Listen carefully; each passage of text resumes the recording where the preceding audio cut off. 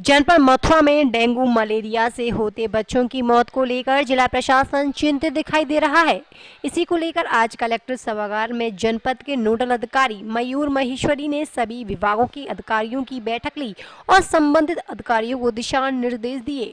Nodal अधिकारी मयूर महेश्वरी ने जानकारी देते हुए बताया कि अधिकारियों को निर्देशित किए गए हैं कि जो 7 एवं 8 गांव हॉट स्पॉट हैं उनमें निगरानी समिति के द्वारा दवाई वितरण करवाए जाए। साथ ही अन्य विभागों जैसे सफाई, सैनिटाइजेशन, झाड़ी कटाई आदि सभी सामान को कराया जाए, क्योंकि कुछ बीमारी बैक्टीरियल की डिसीजेज है और कुछ वायरल डिसीजेज है।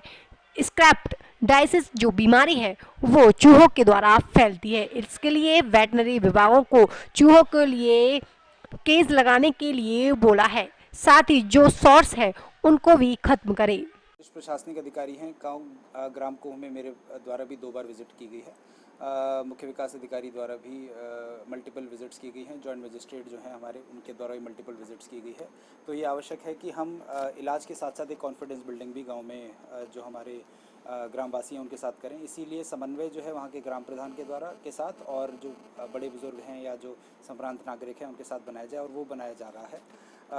इस बीच में स्वास्थ्य विभाग के भी जो डॉक्टर्स हैं उन्हें भी वहाँ पर लगातार एक कॉन्फिडेंस बिल्डिंग का, एक ब्रिज बनाने का काम जो है वो करने की भी बात कही गई है, और उसको सकारात्मकता के साथ कर रहे हैं। किसी को भी घबराने की कोई आवश्यकता नहीं है। जो प्रॉपर ट्रीटमेंट है वो सभी पेशेंट्स को दिया जा रहा है, और जल्द ही वो पेशेंट्स धीरे धीरे सुधार भी हो रहा है। क्या तो मथुरा में जो बीमारी फैल रही है उसकी क्या स्थिति है और क्या दिशा निर्देश आपने अधीनस्थों को दिए हैं?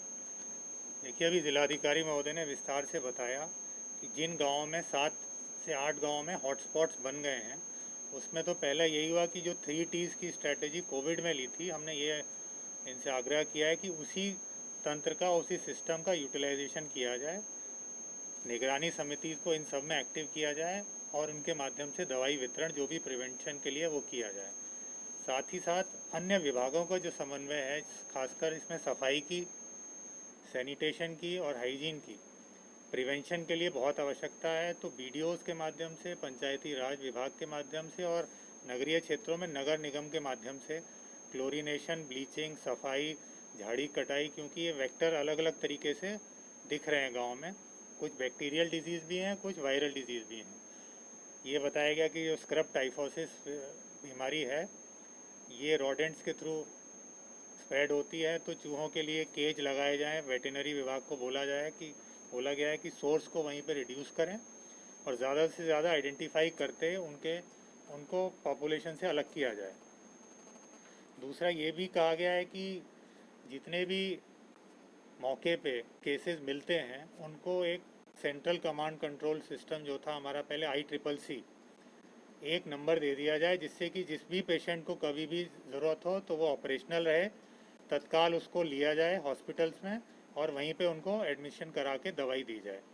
यहाँ से रैपिड रिस्पांस टीम का भी गठन कर दिया गया है कि आवश्यकता पड़ने पे वो टीम गांव में जाके ही मेडिकल ऑफिसर के साथ, मजिस्ट्रेट के साथ दवाइयों का वितरण मौके पे करेगी।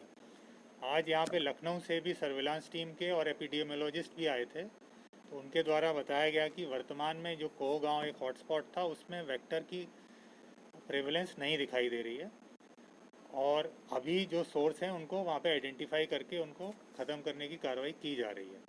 तो घबराने की बात नहीं है। आप लोग के माध्यम से भी हम ये कहना चाहेंगे कि पूरा शासन और प्रशासन इस काम में सजग है और 24 घंटे हम लोग उनके लिए उपलब्ध हैं। ये बीमारी इस सीज़न में ज़्यादा हुई है बारिश की वजह से भी, और इसका सही समय पे सभी को समुचित इलाज दिया जा रहा है। देखिए सर, जो सबसे बड़ी जो बात आ रही है कि जुलाई के महीने में दवाओं का छिड़काव होना चाहिए था, ग्रामीण के रहे वहाँ इसका छिड़काव नहीं हुआ, अब हो रहा है। अगर पहले होता तो बीमारी नहीं फैलती। देखिए, प्रिवेंशन तो हमेशा ही बेहतर रहता है, ये प्रिवेंटिव डिजीज़ भी है, और जहाँ पे आपने कहा ऐसी समस्याएं आ रही हैं तो एक मैसिव सैनिटेशन और फॉगिंग अभियान सभी जगह चलाया जा रहा है। तो अभी हमने ये कहा है कि जो 8-10 गांव हैं उससे एक कंटेनमेंट जोन बनाया जाए, 5-5 गांव उनसे सम्मिलित जोड़ लिए जाएं, और उन सब में कल से और विदिन 24 आवर्स आपको ये मैसिव एक मतलब बहुत वृहद सैनिटेशन, क्लीनिंग, हाइजीन और उसके साथ ही साथ आपको डिस्ट्रीब्यूशन ऑफ मेडिसिन, ये कैंपेन के तौर पे विद इन 48 आवर्स ये काम पूरा कर दिया जाएगा।